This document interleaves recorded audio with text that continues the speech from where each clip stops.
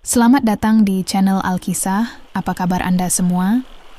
Di video kali ini, Alkisah akan berbagi cerita tentang kejadian seram yang dialami seorang driver ambulans yang terjadi di daerah Kuala Pilah, Negeri Sembilan Negara Malaysia. Sebelum berlanjut ke ceritanya, sudikah kiranya Anda bersedekah subscribe channel ini agar channel Alkisah terus berkembang mencari sumber-sumber cerita seram lainnya. Tanpa berlama-lama lagi, mari kita dengarkan kisahnya. Sebuah malam yang sunyi. Jam menunjukkan pukul 11 malam. Suasana di Kuala Pilah sunyi mencekam. Hanya terdengar suara jangkrik dan gemerisik dedaunan ditiup angin. Rasman, seorang sopir ambulans berpengalaman, baru saja menyelesaikan tugas mengantar pasien dari klinik kecil di Pekan Kuala Pilah ke Hospital Tuanku Ampuan Najihah. Namun, malam itu berbeda. Udara terasa berat, dan suasana jalanan lebih sunyi dari biasanya. Rasman mengusap wajahnya yang lelah sambil menyesap kopi dari termos.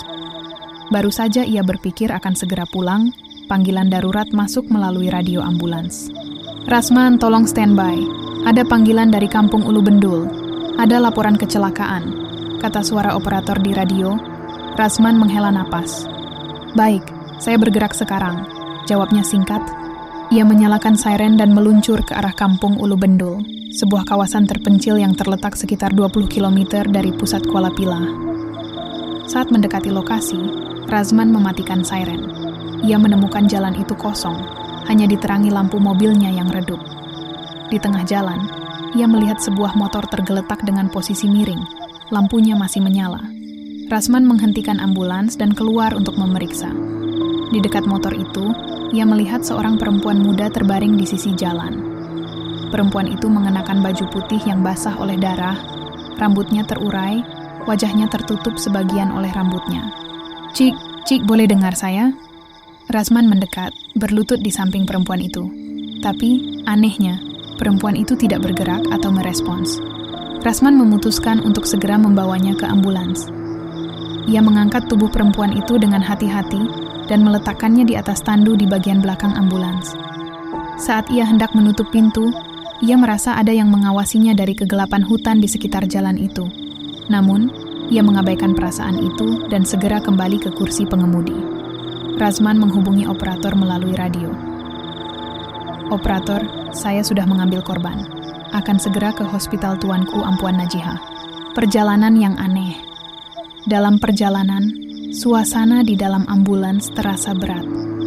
Rasman melirik ke kaca spion untuk memastikan korban dalam keadaan stabil. Anehnya, meskipun ia yakin telah memasang sabuk pengaman pada korban, perempuan itu kini duduk di atas tandu, memandang lurus ke arahnya melalui kaca pembatas. "Cik, tolong baring kembali. Saya tak boleh biarkan Cik duduk," kata Rasman sambil memutar setir dengan hati-hati. Namun perempuan itu tidak menjawab. Rasman mencoba menenangkan dirinya. Mungkin ia terlalu lelah dan mulai berhalusinasi. Tapi kemudian, suara lembut terdengar dari belakang. Abang pernah dengar kisah jalan ini?" Rasman merasakan darahnya membeku. Ia mencoba menjawab dengan tenang. "Belum, Cik. Kenapa?"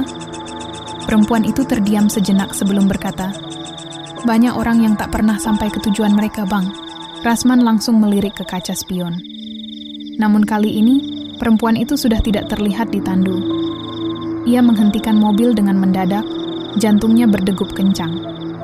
Ia keluar dari kursi pengemudi dan membuka pintu belakang ambulans. Tapi tandu itu kosong. Rasman mulai panik. Ia menyapu pandangan ke sekitar hutan yang gelap, berharap perempuan itu hanya berjalan keluar tanpa sepengetahuannya. Tapi jalanan tetap sepi. Dalam kebingungannya, suara langkah terdengar dari balik ambulans. Ia segera berbalik, namun tak ada siapapun di sana. Kemudian, suara ketukan pelan terdengar dari dalam ambulans. Rasman memberanikan diri membuka pintu kembali. Saat itu, ia melihat perempuan tadi sudah terbaring lagi di tandu, persis seperti sebelumnya. Namun, ada sesuatu yang aneh. Wajahnya sekarang terlihat jelas. Pucat, dengan mata terbuka lebar tanpa bola mata. Rasman mundur ketakutan, tapi tiba-tiba perempuan itu membuka mulutnya dan berkata dengan nada pelan namun menggema, "Abang sepatutnya tak patut datang cari saya. Rasman berteriak, menutup pintu ambulans dengan keras, dan kembali ke kursi pengemudi. Ia menyalakan mesin dan memacu mobil secepat mungkin ke arah hospital, sambil berdoa dalam hati agar semua ini segera berakhir.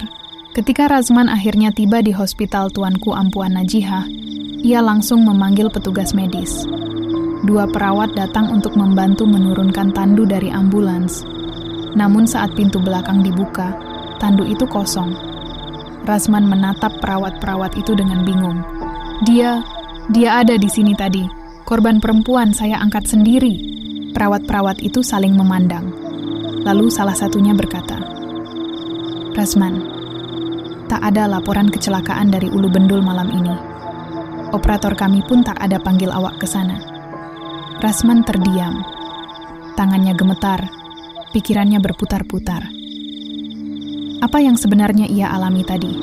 Beberapa hari kemudian, Razman kembali ke lokasi kecelakaan itu bersama seorang kawannya yang juga bekerja sebagai petugas medis. Mereka mencoba mencari jejak motor yang ia lihat atau tanda-tanda kecelakaan lainnya, tetapi tidak menemukan apa-apa. Namun, penduduk setempat yang kebetulan melintas di jalan itu bercerita. Tempat itu memang keras. Dulu pernah ada perempuan yang meninggal kemalangan di situ, tapi jasadnya hanya ditemukan beberapa hari kemudian. Razman tak pernah bisa melupakan malam itu. Hingga hari ini, ia masih bertanya-tanya, apakah apa yang ia alami adalah nyata atau sekadar permainan pikirannya. Namun, setiap kali melewati jalan di Ulu Bendul, ia selalu merasa seperti diawasi. Dan ambulansnya, ia bersumpah, kadang-kadang masih mencium aroma darah yang tak bisa dibersihkan sepenuhnya dari bagian belakang. Mungkin ada penumpang lain yang masih menunggu perjalanan terakhir mereka, pikirnya sambil berusaha menenangkan dirinya. Razman pun melaju sambil membunyikan siren ambulan untuk membuang rasa takutnya.